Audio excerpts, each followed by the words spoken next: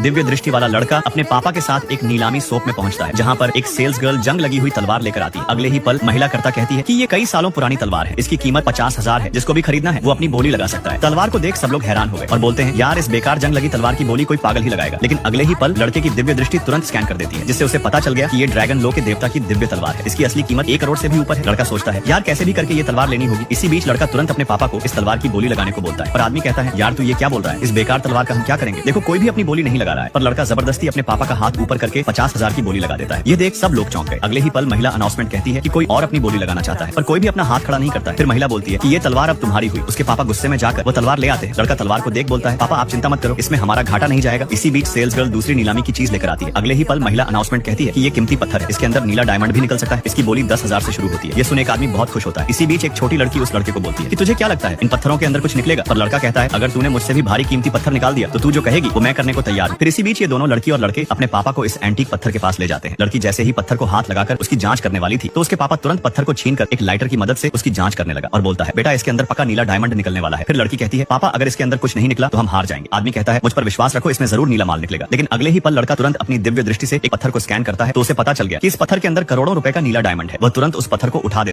महिला ने यह जानकर हैरानी से देखा कि कंपनी का नया सीईओ दरअसल उसका अपना पति था। जब सभी कर्मचारी आगे बढ़कर सीईओ का स्वागत कर रहे थे तो वह महिला अकेली थी जो अपने डेस्क पर रखे छोटे कैक्टस के साथ खेल रही थी। मैनेजर ने तुरंत स्थिति संभालते हुए कहा सर ये नई असिस्टेंट है इसलिए आपको पहचान नहीं पाई। उसी समय एक महिला सहकर्मी सीईओ का ध्यान खींचने के लिए जानबूझकर आगे बढ़ी और मुस्कुराते हुए उसका अभिवादन किया, लेकिन सीईओ ने उसका हाथ झटक दिया और बिना कुछ कहे वहाँ से चला गया। महिला की सहेली ने पास आकर धीरे से कहा सुना है वही लड़की सीईओ की पत्नी है। महिला ने तुरंत पलट कर कहा मैं हूँ सीईओ की पत्नी। मैनेजर ने गुस्से में उसे डांट दिया, ऐसी बेहूदी बातें मत करो। मीटिंग शुरू हुई तो वही महिला सहकर्मी आत्मविश्वास से अपनी डिजाइन प्रस्तुति देने लगी। सभी कर्मचारी तालियां बजाने लगे, लेकिन उस असली पत्नी के चेहरे पर नापसंदगी साफ दिख रही थी। सहकर्मी ने पूछा तुम तालियां क्यों नहीं बजा रही। महिला ने सीधे जवाब दिया क्योंकि यह डिजाइन मेरा है, तुमने इसे चुराया है तो मैं क्यों ताली बजाऊं। सभी लोग सोचते थे कि वह सहकर्मी ही सीईओ की पत्नी है, इसलिए मैनेजर ने तुरंत कहा तुम किसी सम्मानित व्यक्ति पर झूठा आरोप लगा रही हो। अपने डिजाइन को साबित करने के लिए महिला ने प्रोजेक्टर पर डिजाइन का डिटेल हिस्सा झूम किया। उस पर उसका नाम साफ साफ लिखा था। उसकी सहेली हंस पड़ी और बोली वाह सीईओ की पत्नी तो चोर निकली। सहकर्मी गुस्से से कांप उठी। वह बोली मैं सीईओ की पत्नी हूँ, मैंने तुम्हारा डिजाइन इस्तेमाल किया तो वो तुम्हारे लिए सम्मान की बात है। क्या तुम्हें नहीं लगता मैं अपने पति से कह दूं कि तुम्हें निकाल दे। अगले ही पल असली पत्नी ने उसका बाल पकड़कर खींचा और बाहर घसीट ले गई। वहाँ सबके सामने उसने उसे जोरदार तमाचा जड़ा और कहा ये औरत शादीशुदा आदमी की जिंदगी में घुसने वाली नीच इंसान है। सहकर्मी की इज्जत पल भर में मिट्टी में मिल गई। तभी सीईओ वहाँ पहुंचा और गंभीर स्वर में मैनेजर से पूछा यह सब क्या हुआ। मैनेजर ने झूठ बोलते हुए कहा सर इस औरत ने आपकी पत्नी का डिजाइन चुराया और उसे मारा भी। मैं सुझाव देता हूँ कि इसे नौकरी से निकाल दिया जाए। महिला ने तुरंत प्रतिवाद किया और पूरे ऑफिस के सामने मैनेजर और उस सहकर्मी के सारे घिनौने कारनामे उजागर कर दिए। उसने यह भी बताया कि मैनेजर ने पहले उसे परेशान किया था। यह सुनकर सीईओ का चेहरा गुस्से से लाल हो गया। उसने मैनेजर को लात मारकर गिरा दिया और चिल्लाया गेट आउट, तुम फायर हो। घबराया हुआ